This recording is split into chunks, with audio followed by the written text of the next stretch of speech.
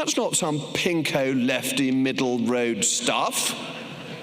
When do we next do well? 2019. When we're leading on Brexit, which is perceived as being the most right-wing policy because people want to get Brexit done. We do badly when we're middle, muddle, fiddle, fuddle. We also do badly when we're not seen as competent.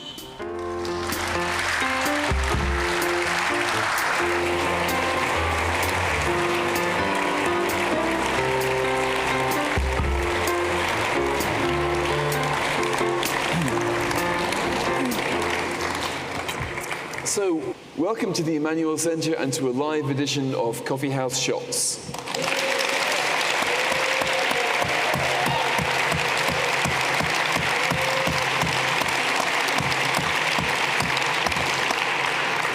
I'm Fraser Nelson and I'm joined by Katy Balls, Kate Andrews and Sir Jacob Rees-Mogg, who was until recently MP for Somerset. Now, let's have start having a quick look at the electoral landscape as it stands, if my little device works.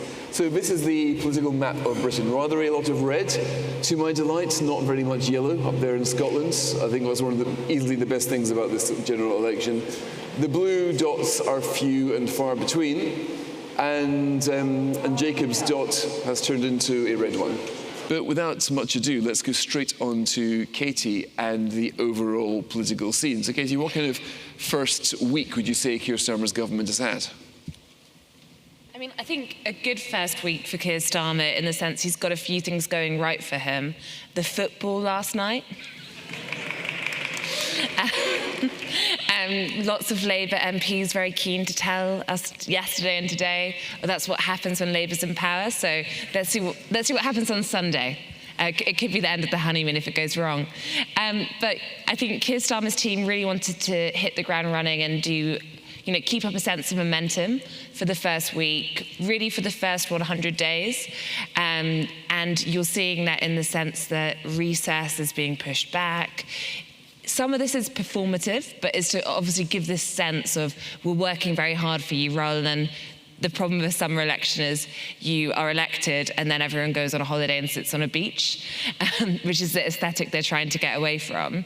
And I think when it comes to, I suppose, some of the things they're doing now, we are seeing a reform agenda. It's obviously too early right now to say if it's going to be a huge success. But I think Keir Starmer is making the judgment that you look at that vote share, yes, a huge majority, but a low vote share in correspondence to that number of seats. And you look at the fact there's not much money to go around, which I'm sure Kate will have more to say on. And really, the only way they think they're going to bring about enough change between now and the next election is to try and go for the reform option. And that means that we had an announcement this week on planning reform from Rachel Reeves, just the early steps, but a slightly strange scenario where all the free market Tory think tanks are being very, praiseworthy of Rachel Reeves, because she seems to be doing some of the things the Tories talked about doing, but then walked back from because of party management problems. And also, I think on the NHS, if you look at what Wes Streeting has been saying, on the first night in the job, saying the NHS is broken and it has to change. I think Keir Starmer is using the fact that he has a lot of political capital right now, and he has a party that, at least for now, very grateful to him personally, to try and push through some tricky decisions, some of which are going to be quite unpopular in the coming months when it comes to planning, pylons for Ed Miliband's net zero plans everywhere, but trying to do that now, so you do the tricky bit, and then you hopefully have some things to point to in a couple of years' time. Thanks, Katy. And Kate, what sort of, would you say, you wrote about the GDP figures this morning, do you think everything's about to turn right for Keir Starmer, or is there still, are we going to benefit from the fact that we're relatively stable compared to France, which is in turmoil?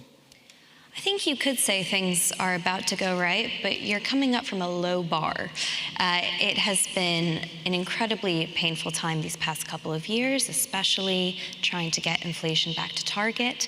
The Tories were deeply unlucky that in April there was zero growth, so they went into this election with zero growth that month. Now, you can't tell a lot from monthly growth figures, but what is clear is that a lot of the forecasts that were made at the start of the year about how the UK economy might turn out were looking a little bit negative. Now, That's, again, not saying much, because we're not looking at 2.5% growth. We might be looking at 1% growth this year. What can Rachel Reeves do with that? Well, she'll have a little more fiscal headroom to play with in her budget come the autumn. But the truth is that she's going to need to find tens of billions of pounds to fill the fiscal black holes in the budget. It was estimated before the election it could be around 25 billion pounds. Now there's speculation it's closer to 30. And Labour have made some major public spending promises which are not costed, especially around NHS workforce plans. These are massively expensive plans, and we do not know how they're going to fund them. So, do you hike taxes? I think at the start of a parliament, when you have the most political power, we may be looking at some tax hikes, but they have not been forthcoming about what those will be. Do you cut spending? Is the Labour government, the first thing it does fiscally, going to be to cut spending? Or do you try to grow the economy? And my suspicion is it might be a combination of 1 and 3, and that Labour is genuinely going to try to bring in some pro-growth reforms. It is going to be terribly difficult. Governing is very tricky, and the idea that you're going to overhaul the planning system, reform the NHS, these are massive things, even for a Labour government, which might have a little more flexibility politically to undertake. So can you get that 1% up to 2.5%? And you know, even the biggest optimists in the room won't say that you can do that in 6 months. This is a medium-term strategy. So I think you can be relatively optimistic if some of these reforms pan out, but that A, takes time, and B, it's a big if, it's a big caveat, and we just don't know the details yet. Okay. Now, Jacob, if it's come to you, you were quite, I wouldn't say welcoming, but you're certainly very positive towards reform when it came along. You were saying that there should be a place for, now even talking about Nigel Farage having a place in the Conservative Party. Isn't it the case that reform cost you your seats? Because if it hadn't stood against you, you probably would still be there. And in the end, they had not come, they basically were a huge threat to the Conservatives, and they achieved almost nothing other than 5 MPs in Parliament. So would you say that they've damaged their cause because there are fewer people like you in Parliament? I can't imagine what Nigel Farage is out to do was to have fewer Jacob Rees-Moggs. I imagine he might have liked a few Rishi Sunaks, but they've ended up, and not just you, but Andrea Jenkins, there are others who you might call the popular conservatism wing, who've ended up being the victims of what, again, you might call a popular conservative revolution. I was not entitled to the votes of the 7,000 people who voted for reform in North East Somerset. I had to win their votes. And I had to win their votes wearing a blue rosette and supporting a Conservative government that had simply failed to do Conservative things. That is not Nigel Farage's fault. That is to some degree my fault. And the fault in others within the Conservative Party. One of the advantages of not being a Member of Parliament anymore, though still a member of the Conservative Party, is that I can speak more freely. And I will confess to you that it was getting increasingly frustrating during the election campaign on doorsteps when constituents, as had been, said to me, the highest taxation in 70 years, immigration out of control, a lunatic green policy, and you still want me to vote Conservative? And I agreed with them on all 3 points. And so it's not Nigel's fault, it's my fault, and the fault of others of us in the Tory party. You have to win over voters. You can't take them for granted, and we ignored our base. Now, what do we do next? Well, I think we have to be a little silent for a bit. We have to wait and see. We have to see what the Labour Party does. You see, I think what Kate's saying is so important, because economically, I think Labour may get a good year. Interest rates are going to come down. I mean, the Bank of England's dreadful, awful organisation, incompetent, useless, doesn't know what monetary policy would be if it bit it in the leg. But even the Bank of England is going to reduce interest rates now that inflation's back at target. That will help. But today we had the first big mistake by Labour, which is going to make our economy falter over the long term. So there may be some short-term help, but we are going to remain a high-cost energy market, and therefore fundamentally uncompetitive. Uncompetitive year in, year out, as is the whole of Europe. North Sea drilling, are you? Ban on North Sea drilling. What we ought to be doing is getting cheap energy, and that actually means fracking. We need to make this country competitive. Our electricity prices are double those of the United States. And if we carry on that route, I do think we will have an economic pickup in the next year or so, and I think that will be helpful for the government. And I think the government is helped by low expectations. I think that chart you showed is actually quite helpful, because there weren't people thinking that nobody thinks Keir Starmer can walk on water. But think back to 1997, we all thought that Tony Blair could walk on water, and then he sank. Now, nobody thinks that of Keir Starmer, so when it turns out he can't, people won't be disappointed. And low expectations in politics are extremely helpful. Low expectations, bit of an economic pickup, some routine competence, and that's quite helpful, isn't it? Which we weren't as good at as I would like us to have been. Do you think HMRC might occasionally answer the telephone? Things like that. If they can sort that out, they have, I think, a more extended honeymoon than the more optimistic Tories are predicting. But the long-term economic mistake was made today. Okay. Well, before we go to questions, can I just get let's do a quick opinion poll of the audience. How many of you did vote Conservative and will admit it at the last election? Okay. Disappointing. We don't say. Or neutral. I don't have a vote. How many voted Reform? How many Labour? About the same as Reform, I would say. And how many Lib Dem? Okay. Green. And Green? 1? 2. 2, welcome. And if you really want to annoy Fraser, how many voted SNP? there are bouncers around. No hands go. I knew this was a sound crowd when we came here, yeah. Okay, so, and how many of you would have voted Conservative had it, how many of you didn't vote Conservative would have done if it did more of the things that Jacob was talking about there? Okay, that still not quite enough to win a majority, but you know, this is an atypical opinion poll with the best sort of people. So let's go straight to questions. We've got a lot to get through tonight, so let's see if we can group them in threes. Yeah, sir. Thank you. So, I mean, I agree with Jacob. I think if anyone can lose the next election for Labour, it's Ed Miliband. My question's actually to Kate. You talked about economic growth, and the road to 2029 winning for Labour is paved by economic growth. They don't have any money. Pension funds, how interventionist will Rachel Reeves be in mandating that those pension funds who have got all the money will redirect that capital into the UK economy and stimulate growth? I'm really interested in how that might play through, please. Okay, and sir, let's get group 3, yeah. So Jacob, your sort of central prescription for solving the Conservative Party crisis seems to be to unite the right and to appeal more to reform voters, which I don't fundamentally disagree with at all. But an awful lot of voters went Lib Dem and went Labour. How are we going to win those people over whilst also uniting a fractured right wing? It almost seems like the two things can't exist at once. Good question. And another one, sir, the blue shirts. Hello. So, Jacob, you and I have a little bit in common in that we were both recently made redundant. In fact, I was made redundant on Tuesday, and my boss, he wrote in the Telegraph earlier this year, or I think maybe at the end of last year, complaining about your government's increase of corporation tax.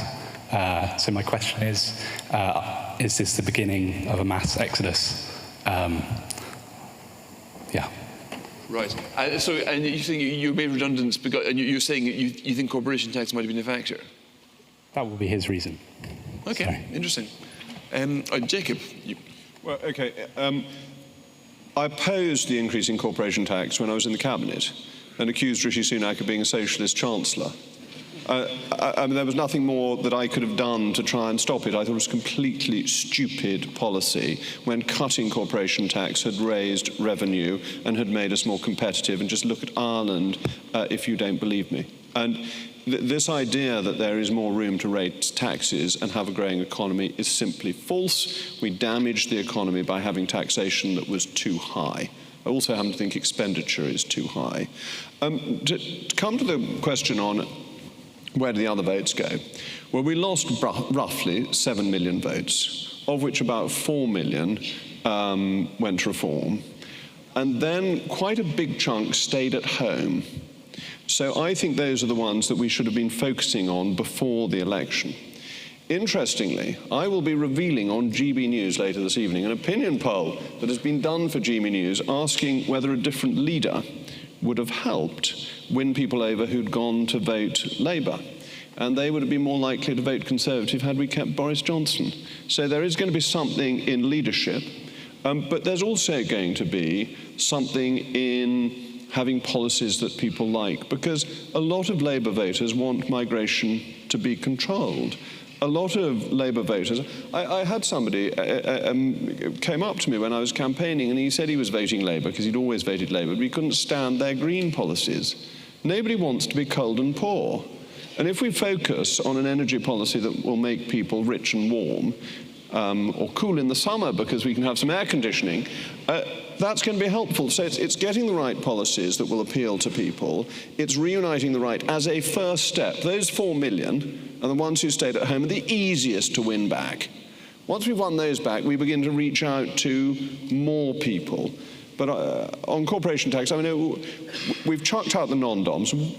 That was bonkers. Let me say, every billionaire who wants to come to this country comes here voluntarily, does not have to stay, and spends a proportionate amount of money because they're rich and they can afford to, on which they pay VAT, they employ people, they pay national insurance, etc., etc. And trying to get rid of them all was a really, really stupid thing to do. It was a socialist policy of envy that we should never have dabbled with, and Labour was very happy with it. It's a short answer on pensions because they, again, have not been forthcoming about any of those details. I think the only details we got from Labour about pensions at all during the election was that they would stay committed to the triple lock, but not the triple lock plus. All of this speaks to this extent to which there's a lot of reform in the area that's up for grabs, maybe something Labour can do.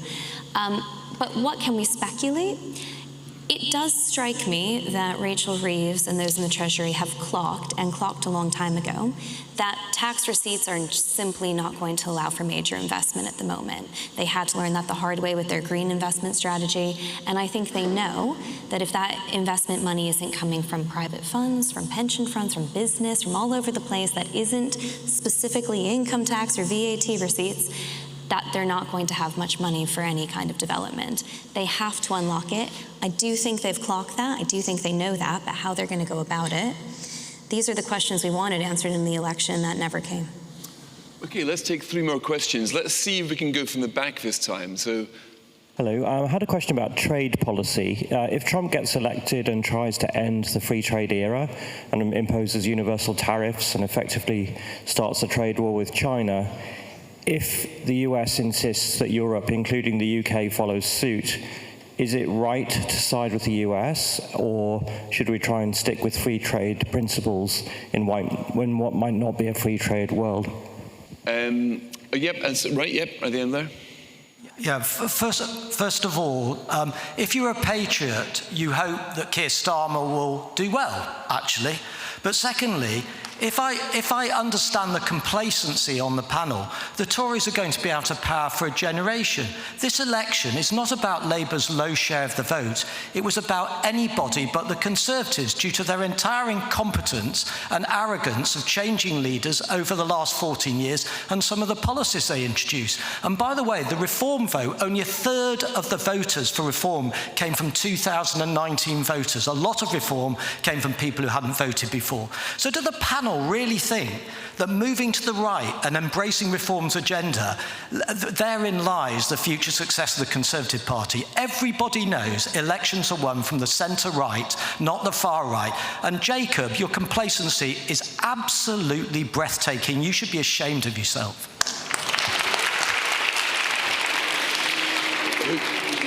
Okay, certainly mixing it up there, sir. Thank you for that. And let's get a third question. Anybody you like? Sorry, Megan, is there somebody over there? Yeah. Yes.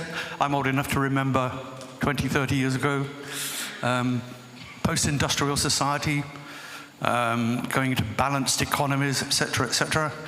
I come from a manufacturing base, and I watch manufacturing bases from all types of products totally destroyed. 25, 30% of employment, was it? What is it now, 10 or 12% and struggling?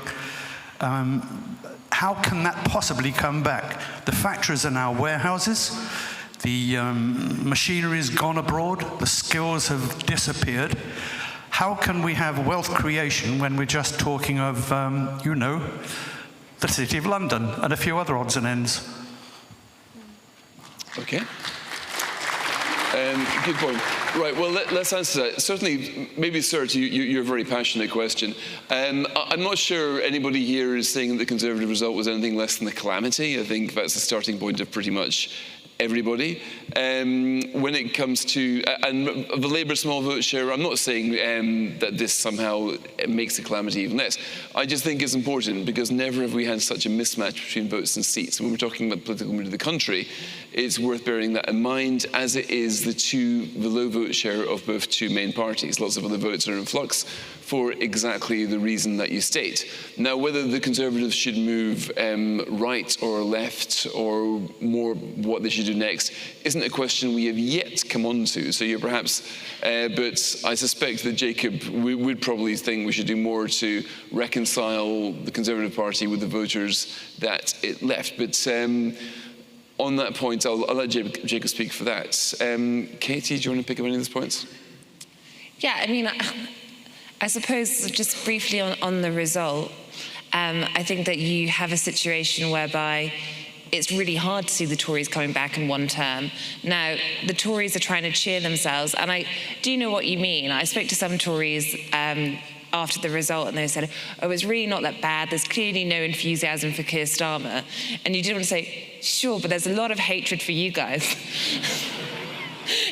And you can also argue, if you're looking at the voting, that yes, lots of people didn't vote for Labour, but there was tactical voting going on, where some people perhaps would have voted for Labour had they thought that was the most effective way to stop the Tories, but they thought, no, voting Lib Dem is what's going to stop the Tories in my seat. And perhaps as the election a bit closer to, some voters who maybe stayed on the sofa but did want the Tories out would have gone out to vote. So I don't think they can take too much comfort from that result, but I think we can say that voters are more volatile than ever, or at least in recent elections. And I do remember after the 2019 result, which was Jeremy Corbyn had a better result than Rishi Sunak, we should probably remind ourselves. But after the 2019 election, so many people, perhaps myself even, I may have said this, said, oh, Boris Johnson will have at least 2 terms, there will be at least 2 Tory terms because they have such a big majority. Now, of course, Keir Starmer has a bigger majority, but the same thing is being said, which is, 2 free terms, and we just, you just cannot predict what events are going to happen. And I think if you look at the Labour majority, it is it's a good problem to have for Keir Starmer to have over 400 Labour MPs. Their problem this week when they all met up in the Houses of Parliament was the normal room they couldn't use because they can't actually fit them in.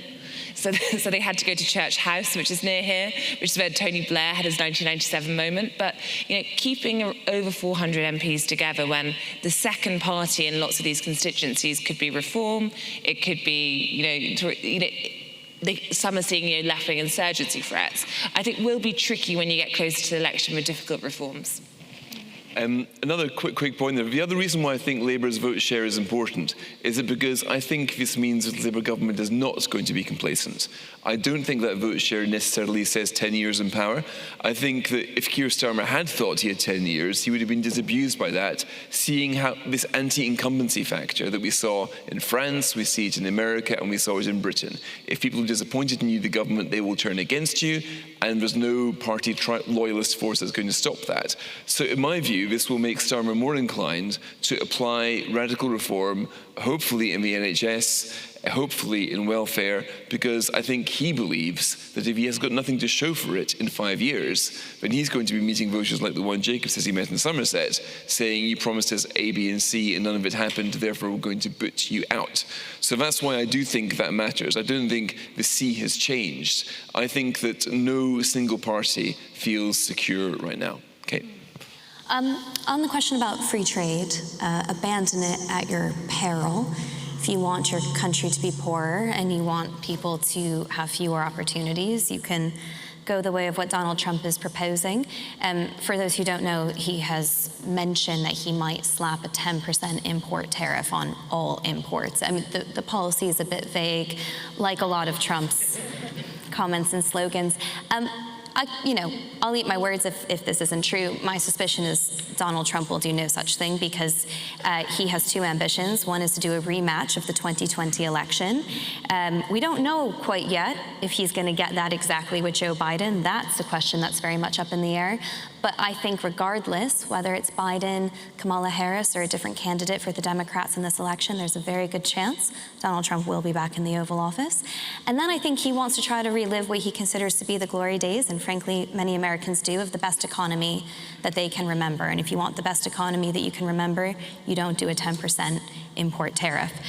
So I hope that it's very reasonable to ask the question, but I hope we don't see that world come to fruition. I also think it's an interesting question about what is left and right. I mean, the Tories have taken the tax burden to its highest level in 70 years. Is that center-right? Is that left? I mean, the things that Jacob talks about are very much on the mind of the nation. I couldn't possibly characterize talking about tax, immigration, and green industrial policy as far right, and we'll debate it. I mean, I have a very liberal view of immigration, and I know it's deeply unpopular at the moment, but I think one of the problems for the Tory party is that it has really been questioning what it is, who it is. It has been a tent held together by very weak poles for a long time, and that infighting about what it believed created so much chaos that the nation didn't want to tolerate anymore. But I think these discussions are exactly what we have to be having because, has the past couple of years been center-right? I certainly don't think so, certainly not on a lot of topics. Jacob.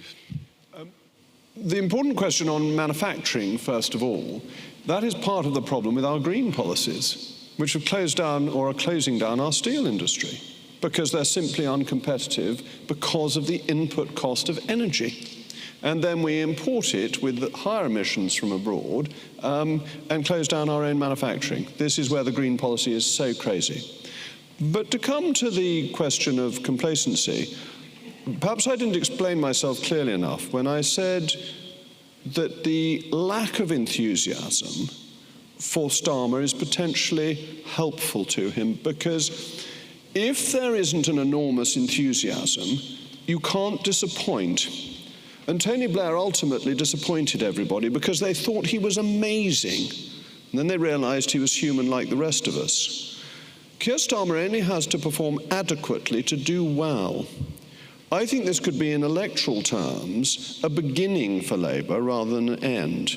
Now, that may not mean that they remain this supermajority, but I think their vote share could easily go up at the next election, as people think they've done quite well.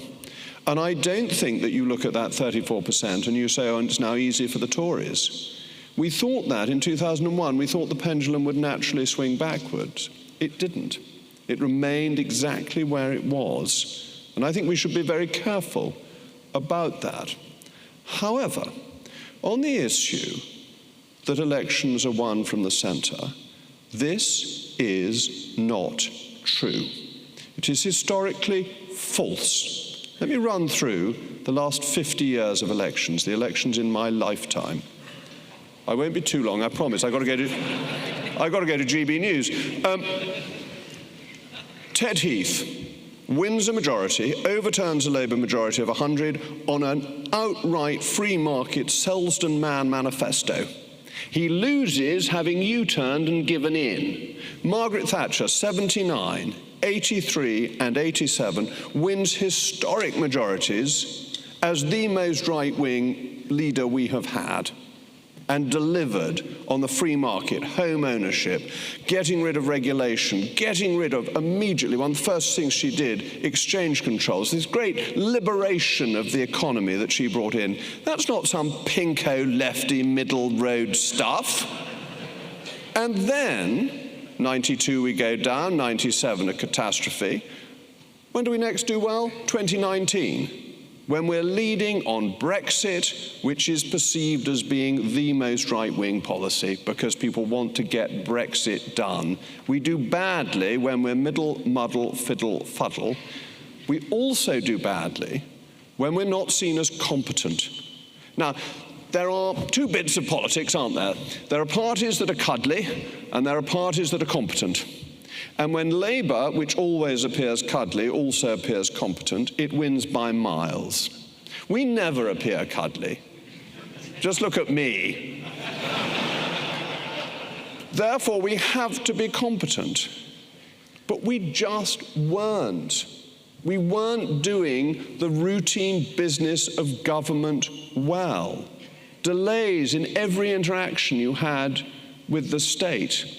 I mentioned HMRC, but it wasn't just HMRC. DVLA wasn't opening its post for ages. And I found as a constituency MP, if you were dealing with DVLA online, it worked fine. If you actually had to write to them, nothing happened till you got in touch with your MP or with a newspaper. And then they suddenly found your letter. This routine competence really did us damage. I know there are reasons for it, but waiting lists on the NHS. So many people mentioned those. They just felt we weren't good at the business of government. And that destroyed us in 97. It destroyed us again this time. And it's hard to win that back from opposition because you can't prove you're competent in opposition because you're not doing anything. But it's absolute nonsense to say we win from the middle. We have won majorities when we have been proper conservatives, and that's what we should be again.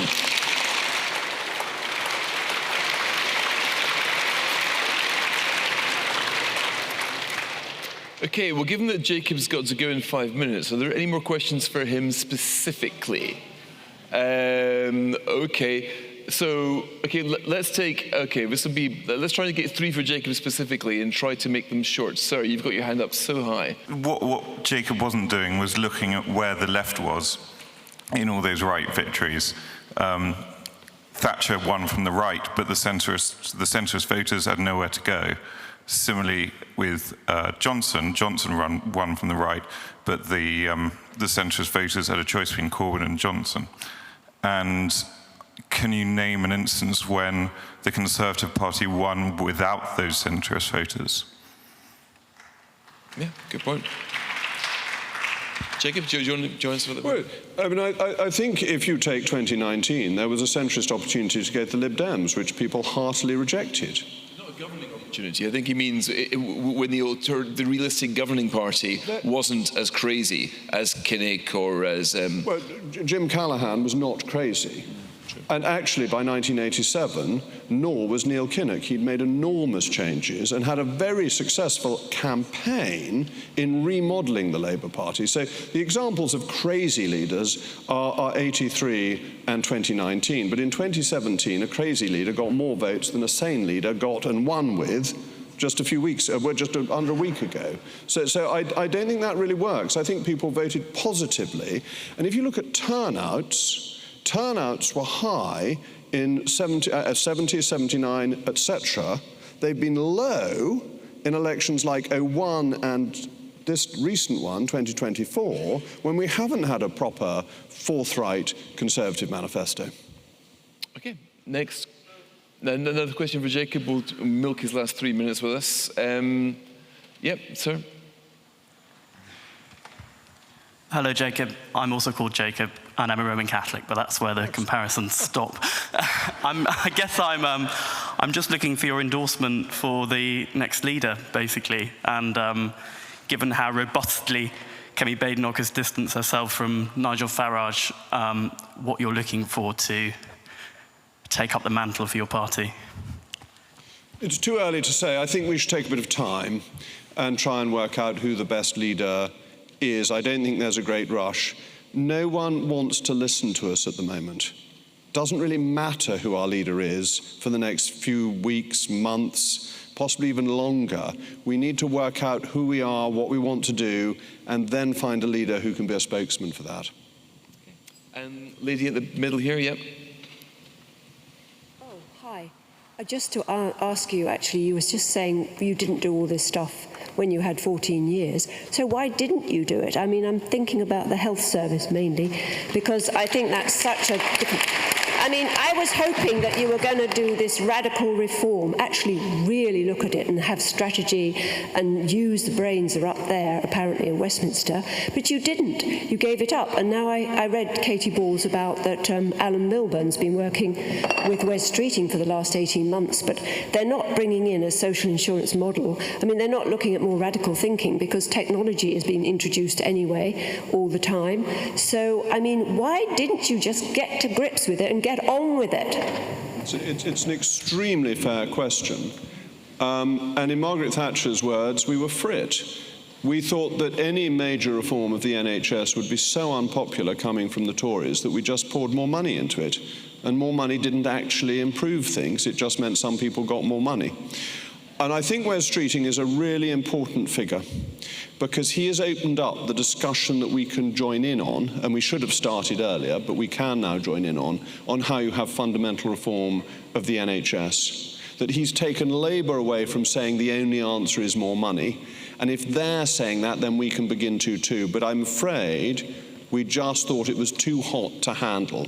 We did, however, reform welfare with IDS, and we reformed schools with Michael Gove, two really important, big changes that have been fundamental in improving people's life opportunities. So we shouldn't be too negative about the last 14 years. There were mistakes, of course there were, but there were some things we can be proud of. And on that happy note, I must go to the QE2 Centre to do State of the Nation. But thank you so much for having me, and I'm sorry not to stay longer. Thank you.